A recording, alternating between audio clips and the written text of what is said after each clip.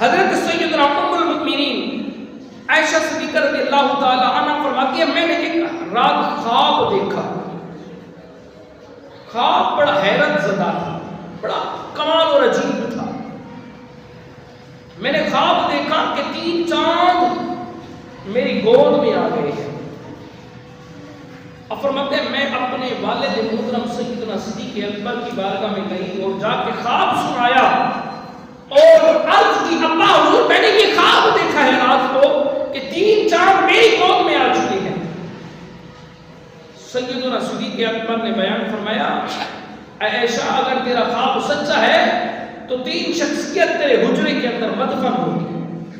سیدنا عائشہ صدیقہ رضی اللہ تعالی عنہ آپ حضور کی بارگاہ میں حاضر ہوئی، عرض کی یا رسول اللہ صلی اللہ تعالی علیہ وسلم آپ خواب پا جائیں گے، آپ مجھے اجازت دیتے ہیں کہ میں آپ کے ساتھ مدفن ہو جاؤں، آپ کے ساتھ دفن کی جاؤں؟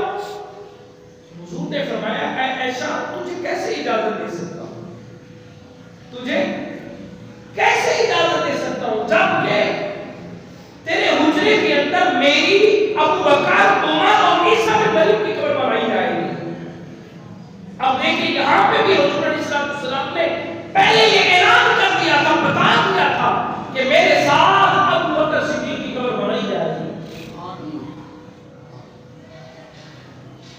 آگے دیکھیں ایک اور حدیث دیکھتے ہیں، حضرت عبداللہ ابن عمر رضی اللہ تعالی عنہ سے بنتی ہے ایک دن حضور صلی اللہ علیہ وسلم مسجد نبوی میں اس شان شوکت کے ساتھ آئے، اس انداز کے ساتھ آئے۔ صحابی فرماتے ہیں دائیں میں ابو بکر عمر تھے، حضور علیہ السلام اس شان کے ساتھ مسجد نبوی میں داخل ہوئے اور اس عظیم موقع پر حضور علیہ السلام نے اعلان فرمایا آقا نبعث یوم القیامہ، ایسا آواز سن لو۔ راوی فرماتے ہیں کہ حضور نے ہاتھ بلند کر کے کہا صحابہ سن لو، جیسے شان کے ساتھ ہم دنیا میں مسجد نبوی کے اندر داخل آئے ہوئے ہیں، دائیں بائیں ابو بکر عمر ہیں، ہم قیامت کے دن بھی اسی طریقے سے اٹھائے جائیں گے۔ میرے دائیں جانب ابو بکر صدیق کی ذات ہوگی، میری بائیں جانب حضرت عمر بن خطاب کی ذات ہوگی۔ آگے دیکھیں ایک اور حدیث حضرت ابو سعید خدری رضی اللہ تعالیٰ عنہ روایت کرتے ہیں کہ میں نے رسول اکرم سے سنا قیامت کے دن 3 کرسیاں سونے کی خالص بچھائی جائے گی۔ آپ نے قرآن بھی سنا، آپ نے حدیث بھی سنی، آپ نے حضور علیہ السلام کے ساتھ مدفن ہونا بھی سنا۔ آپ دیکھیں میدان محشر کے اندر حضرت سیدنا صدیق اکبر کی شان، حضرت ابو سعید خدری رضی اللہ تعالی عنہ آپ روایت کرتے ہیں کہ میں نے رسول اکرم صلی اللہ علیہ وسلم سے سنا کہ قیامت کے دن 3 کرسیاں خالص سونے کی بچھائی جائیں گی اور کرسیوں کی شعاعیں اتنی ہوں گی کہ لوگوں کی جو آنکھیں ہوں گی وہ جھلا جائیں گی، ان کرسیوں کی اتنی شعاعیں ہوں گی۔ ایک کرسی پر حضور فرماتے ہیں مسعود بیٹھو، ایک کرسی پر حضور فرماتے ہیں حضرت سیدنا ابراہیم خلیل اللہ علیہ السلام بیٹھے ہیں، ایک کرسی خالی ہوگی۔ قیامت کے دن میدان محشر ندا دینے والا ندا دے گا، آواز دے گا، کہے گا آج وہ کرسی خالی پڑی ہے، اس خالی کرسی پر حضرت ابو بکر صدیق بیٹھیں گے۔ ندا دینے والا کہے گا اللہ کے حبیب اور اللہ کے خلیل کے درمیان جو ہستی بیٹھے گی وہ ابو بکر صدیق کی ذات ہوگی۔ تو یہاں پہ مجھے لطف آیا، مجھے مزہ آیا، مجھے تسکین ملی کہ اللہ رب العالمین نے قرآن کے اندر بھی ابو بکر صدیق کو حضور سے جدا نہیں کیا۔ اللہ رب العالمین نے قرآن کے اندر بھی ہر آیات کے بعد جب بھی تذکرہ مصطفیٰ کیا، ساتھ کے اندر تذکرہ ابو بکر صدیق کیا۔ حدیث کے اندر بھی اللہ رب العالمین نے میدان محشر میں بھی ابو بکر صدیق کو مصطفیٰ کے ساتھ رکھا، جدا نہیں ہونے دیا۔ حضرت کے اندر بھی بلا فصل حضور کے بعد ابو بکر صدیق، نماز میں بھی بلا فصل ابو بکر صدیق حضور کے بعد، محشر کے اندر بھی حضور کے بعد بلا فصل ابو بکر صدیق کی ذات، قبر کے اندر بھی حضور علیہ السلام کے ساتھ بلا فصل ابو بکر صدیق کی ذات۔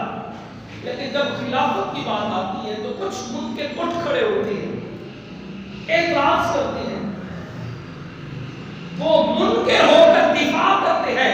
ہم ماننے والے دفاع نہ کریں سیدنا صدیق اکبر کی شان کا، منکر دفاع منکرین کا کرتے ہیں، ہم ماننے والے دفاع نہ کریں سیدنا صدیق اکبر کا۔ میرے صدیق اکبر وہ ہیں جو قرآن کے اندر بھی بلا فصل حضور کے بعد ہیں، اور حدیث کے اندر بھی بلا فصل حضور کے ساتھ ہے، قبر کے اندر بھی بلا فصل حضور کے ساتھ ہے، میدان محشر کے اندر بھی بلا فصل حضور کے ساتھ ہے۔ تو کیوں نہ خلافت کے اندر بھی حضور کے بعد بلا فصل خلیفہ اول کیوں نہیں ہو سکتے؟ جب قرآن کے اندر اللہ نے جدا نہیں کیا، اے انسان تو کیسے جدا کر سکتا ہے، تو کیسے علیحدہ کر سکتا ہے؟ جب حضرت ابوبکر صدیق کی ذات نے خلافت کا اعلان کیا نا، تو بیعت کرنے والے پہلے سب سے آگے آنے والے حضرت عمر بن خطاب تھے، پھر حضرت عثمان غنی تھے، پھر حضرت علی المرتضی تھے، جو علی کی بات کرتے ہیں نا، خود حضرت علی نے فیصلہ سنایا، خود حضرت علی فرماتے ہیں کہ اللہ نے فرمایا والذی جاء بالصدق وصدق به اولئک هم المتقون۔ یہ جو آیت مبارکہ ہے نا، جاء بالصدق، حضرت علی خود فرماتے ہیں کہ اس سے مراد رسول اللہ کی ذات ہے، وصدق به سے مراد ابوبکر صدیق کی ذات ہے۔